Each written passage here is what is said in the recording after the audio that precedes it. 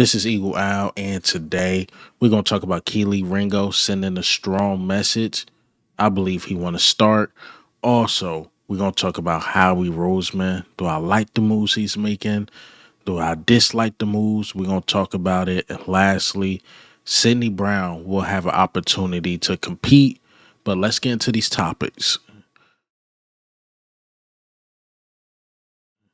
All right, man. So let's go over some quick hits. All right. So Trey Hendrickson. Trey Hendrickson. It looked like the Eagles are still keeping an eye on him. There's multiple reports coming out saying that, yeah, the Eagles are still watching the Bengals, see what they want, see what we can afford. But the thing is, can we afford them? Because they told me we cut CJ Gardner Johnson to save cash. Wasn't really capped to save cash. So can we afford them? Or do we just work this thing through the draft? We will see. But I still like the idea again, Trey Hendrickson, if we can, right? Another topic, Darius Slay. So the official new season just started. So Darius Slay signed with the Steelers officially. It was a 1 year deal for $10 million, I believe, guaranteed. That's a lot of money. That's a lot of money for a 1 year deal. So shout out to Darius Slay. He's on the AFC. Do your thing. I'm not sure what's going on in Steelers land. I see they making some moves, but they got some question marks at quarterback. We'll see what they do about that. But get your bag. Farewell tour. So do what you got to do, man. Do what you got to do. Last but certainly not least, last quick hit. Is Mekhi Becton officially gone? Because Adam Schefter spoke some things and he was actually complimenting Howie Roseman, but he snuck in a little nugget in there that I did not expect to hear. But let me play this clip. The world champion Eagles, they have lost a ton of talent. In your opinion, why should fans maybe not be as concerned as you would be in years past? Listen, when you win the Super Bowl, there's a price for winning the Super Bowl.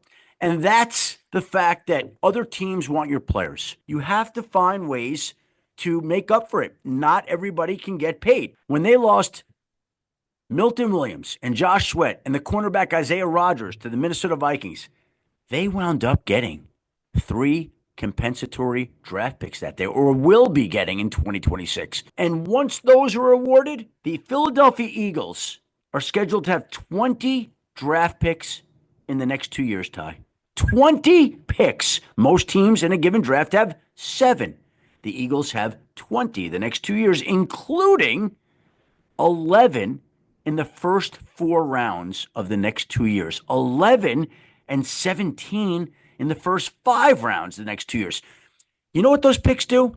Those picks give you a chance to bring in good young players on rookie contracts that allow you to pay the veteran superstars. So they're planning on these young players stepping in. And who has had a better drafting record than the Philadelphia Eagles? And by the way, it's probably going to turn into more once they lose Mekhi Becton. And who knows how they're going to manipulate the draft this year and potentially turn it into more picks next year or the year after. So this was, I think, part of the plan for them to move forward like this. They're the world champions. There's a world champion tax to pay, and that is that other teams want to give your players more than they ordinarily would get. The prices on them in free agency usually get jacked up, and that's exactly what happened this year with the Philadelphia Eagles. Right. So while he's talking positive about Howie Roseman, which I love to hear, sound like Mekhi Becton will be gone. We are going into what day 4 of free agent frenzy. So we'll see what we do today. We'll see what we do with Mekhi Becton, what's going to happen. So hopefully we bring him back. If not, Howie Roseman and Jeff Stoutland, I trust. Right, so let's get into the main topics while I'm talking on Howie Roseman. Do I like the moves he's making, okay? You heard Adam Schefter. You got 20 picks the next 2 years. Like, the first 4 picks got to hit. They got to hit because I think we pushing this youth movement, and I think we're going to keep our core type guys, and everybody else is somewhat replaceable. Like, Jalen Carter's not going anywhere. You see, we saw Zach Bond. He was a main priority. course, the offensive guys, A.J. Brown, Devontae Smith, Jalen Hurts, and Saquon Barkley. And that O-line. I believe we think everybody else is somewhat replaceable. And look, I like the picks. I like what he's doing, collecting the picks and letting guys walk. But something tells me those picks is going to add up to a big trade that's going to happen. I'm just not sure who. But it's going to add up to something. Howie's up to something. He's cooking. He's definitely up to something, man. And I just got to wait and see. You know, I'm antsy like any other fan. Heard my video yesterday and me going off about CJ Gardner-Johnson. So it's a slow cook, I guess. Because I seen we signed AJ Dillon. AJ Dillon is a low risk signing for sure. If he work, great. If he don't, it is what it is. He haven't played since what, December 2023. It reminded me of the Jordan Howard thing, right? Remember when Jordan Howard kept getting like these stingers, and when he get a stinger, he'll be out for the rest of the season. Well, think of that times two. So he caught the stinger back in December, and training camp he caught the stinger again and missed the whole season last season. But he get another shot.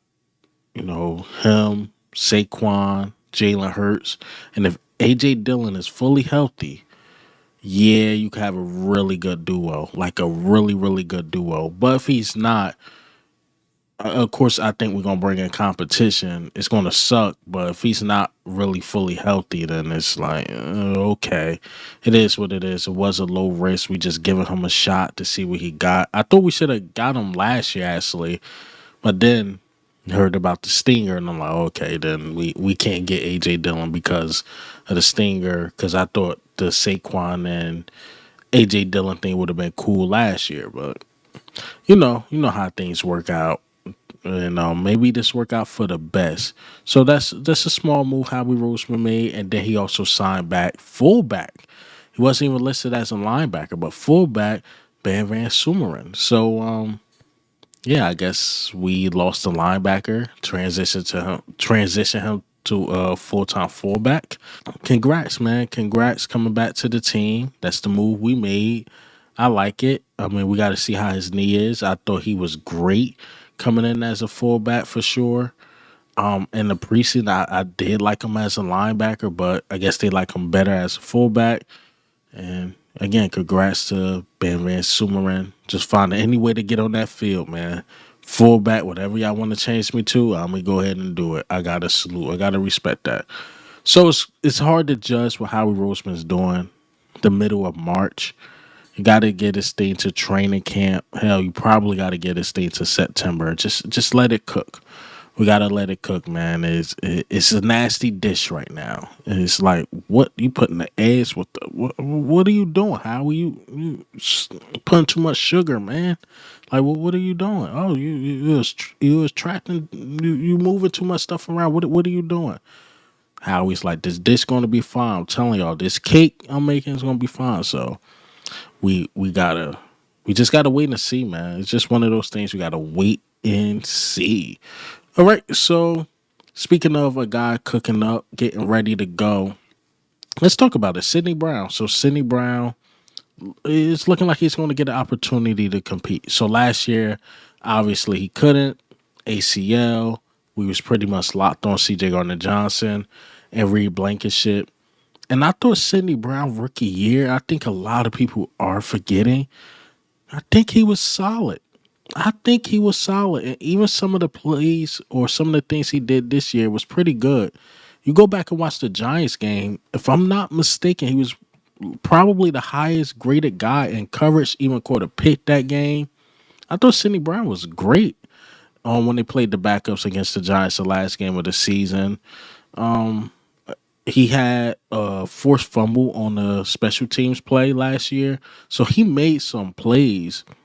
But obviously, again, he just couldn't get that full-time starter because CJ was healthy the whole year.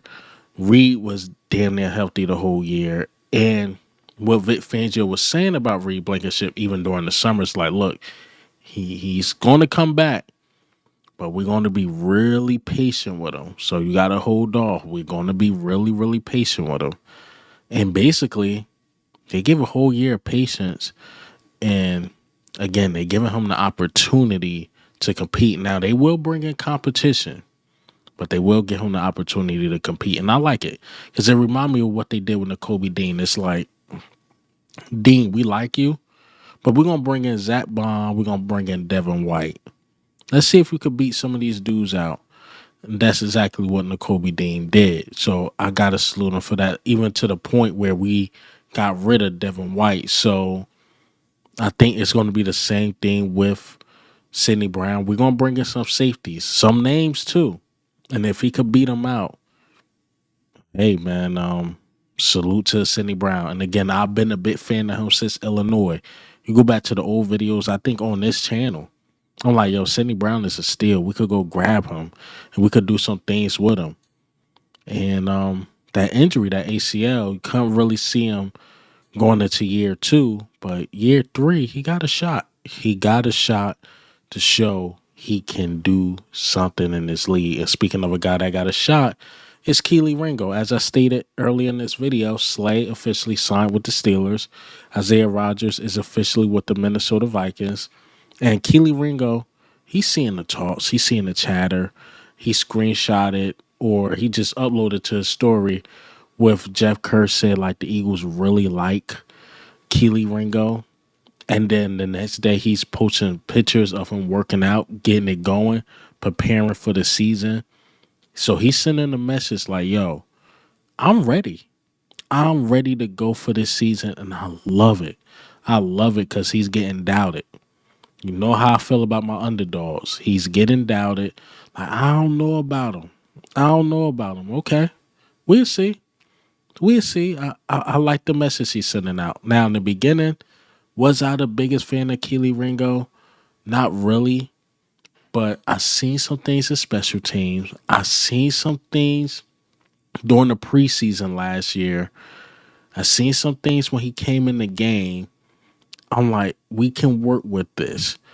And as much trust we have in like Howie Roseman and Jeff Stoutland, at some point we got to give Vic Fangio the same grace. If Vic Fangio say like, look, we could get rid of some of these guys. If you get these guys and even the guys on this roster, we can make this thing work. Trust me, Vic Fangio is in on all these defensive moves. Vic Fangio probably literally told Howie Roseman, you give me Zach Bond, pay him, but everybody else I can move around and do something with. If you don't think Vic Fangio is in on this stuff, you're crazy. So, as much trust as I have in the Jeff Stoutland, Howie Roseman, I got to put that trust into Vic Fangio, man. He took a team that was bottom of the pit to first. He took a team, we started the first quarter of the season. I'm like, this defense too up and down. So he got it consistently good to the point where we made Mahomes look like a bottom tier quarterback. So I have to trust what Vic Fangio is doing. And that's all I got for you guys today. And hey, man, what do you think? How do you feel? Kelee Ringo sending a message, letting the league know, letting the Eagles fans know he's ready. Also, Sidney Brown, is he ready? Is he ready? Will the Eagles bring in that competition? We will see. And Howie Roseman, are we liking the moves? Are we liking it? But this is Eagle Owl, man. I'm out.